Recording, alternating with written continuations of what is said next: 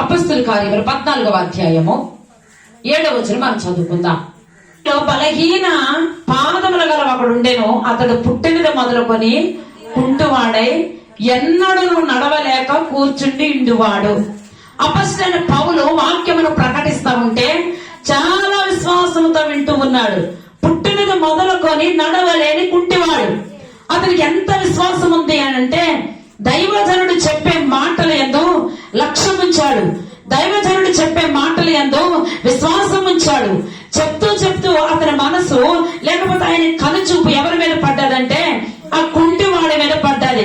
అబ్బా, ఈ వ్యక్తి చాలా విశ్వాసంగా వింటున్నాడు, చాలా నమ్మకంతో వింటున్నాడు, ఈ వ్యక్తికి తప్పకుండా దేవుడు బాగు చేస్తాడు అని వాక్యమును ప్రకటించే పౌలు గారికి అర్థమయ్యింది. దేవుని సన్నిధికి ఎంతో మంది వస్తూ ఉంటారు, ఎన్నో వాక్యాలు వింటూ ఉంటారు, ఎన్నో పర్యాయములు ప్రతి క్షణము ఆయన ప్రభావము ఆయన బలము తాకుతూ ఉంటారు. కానీ అందరూ వారి వారి హృదయాల్లో దేవుని ఆహ్వానించలేకపోతూ ఉన్నారు, పరిశుద్ధాత్మను పొందలేకపోతూ ఉన్నారు. అదే పరిస్థితి ఇక్కడ జరుగుతూ ఉంది. అయితే అతడు పౌలు మాట్లాడుట వినెను. పౌలు అతని వైపు తేరి చూచి, ఇప్పుడు పౌలు గారి యొక్క ప్రసంగము వింటూ ఉన్నాడు. పౌలు గారు అతని వైపు తేరి చూస్తూ ఉన్నాడు. చదువుదాం. స్వస్థత పొందుటకు ఆమేన్ అంటే ఈ మాటలు జాగ్రత్తగా వినటం వల్ల అతనిలో ఏముందంట? విశ్వాసం ఉంది. విశ్వాసం ఉంటే ఆయన అంటున్నాడు, మీకు విశ్వాసం ఉంటే నాకు అసాధ్యమే లేదు. ఒక్క విశ్వాసము ద్వారా మన దేవుడు మన జీవితంలో అద్భుతం చేస్తాడు. ఒక్క విశ్వాసము ద్వారా దేవుడు మన జీవితాల్లో ఆశ్చర్యాలు చేస్తాడు. మన పితరులు విశ్వాసము ద్వారా రాజ్యాలను జయించారు. మన పితరులు విశ్వాసము ద్వారానే అద్భుతాలు అనుభవించారు. దేవునికి స్తోత్రం. హల్లెలూయా. చదువుదాం.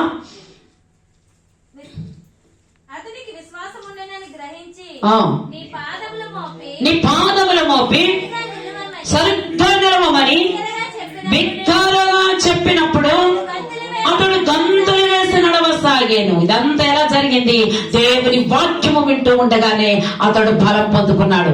దేవుని మాటలు వింటూ ఉండగానే అతడు శక్తి పొందుకున్నాడు. దేవుని మాటలు వింటూ ఉండగానే అతని జీవితంలో దేవుడు అద్భుతము చేస్తాడని మీకు తెలియజేస్తా ఉన్నాను. దేవునికి స్తోత్రం. చదువుదాం. ఇప్పుడు దేవతలే మన దగ్గరకు వచ్చేస్తారు. ఈ దేవతలకు మరలా దేవతల పేరు పెట్టి వాళ్ళకి ఏదో పూజలు చెయ్యాలని వాళ్ళందరూ కూడా అనుకుంటా ఉన్నారంట. అప్పుడు అపొస్తలుడైన పౌలు ఏమంటా ఉన్నాడంటే 15వ అధ్యాయము, అయ్యా మేము కూడా మీలాంటి మనుషులమే. ఈ దేవుడు ఎలాంటి వాడు అనంటే మా చేత ప్రకటించబడుతున్న దేవుడు, మా చేత సూచక్రియలు చేయిస్తున్న దేవుడు, మా చేత అద్భుతమైన కార్యాలు చేయిస్తున్న దేవుడు ఎలాంటి వాడు అనంటే ఆకాశమును భూమిని సముద్రమును వాటిలో ఉన్న సమస్తమును సృజించిన జీవము కలిగిన దేవుని వైపు తిరగవలెనని మీకు మేము సువార్త ప్రకటిస్తున్నాం. ఆ దేవుడి సమస్తమును సృజించిన సృష్టికర్త. ఆ దేవుని నామం పేరటే ఈ కుంటివాడు పుట్టినది మొదలుకొని నడవలేని కుంటివాడు నడవడానికి గల కారణం ఏంటంటే ఆ గొప్ప దేవుడని అపొస్తలుడైన పౌలు చెప్తూ ఉన్నాడు. దేవునికి స్తోత్రం. హల్లెలూయా. చదువుదా. అపొస్తలుడైన పౌలు ద్వారా అద్భుతం చేశాడు. పుట్టినది మొదలుకొని కుంటివాడు నడవసాగాడు. ఎప్పుడైతే అందరూ ఆశ్చర్యపోతూ ఉన్నారు, మనుషులు కాదు వీళ్ళు దేవతలు అనుకున్నారు, వాళ్ళకి దేవతల రూపంలో పేర్లు పెట్టాలనుకున్నారు, వాళ్ళని ఎంతగానో గౌరవించాలనుకున్నారు. ఇది కాదు, ఇలా చేయకండి, దేవుడు ఎలాంటి వాడు అని చక్కని వివరణ అపొస్తలుడైన పౌలు ఇస్తా ఉన్నాడు. చక్కని వివరణ ఇచ్చి అంతేకాకుండా అంటా ఉన్నాడు, ఆయన ఆకాశము నుండి మీకు వర్షమిచ్చే దేవుడు, ఆయన ఫలభరితమైన ఋతువులు దయచేసేవాడు, ఆయన ఆహారం ఇచ్చేవాడు, ఉల్లాసముతో మీ హృదయములను నింపుతాడు, మేలు చేత తన్ను గూర్చి సాక్ష్యం లేకుండా దేవునికి స్తోత్రం.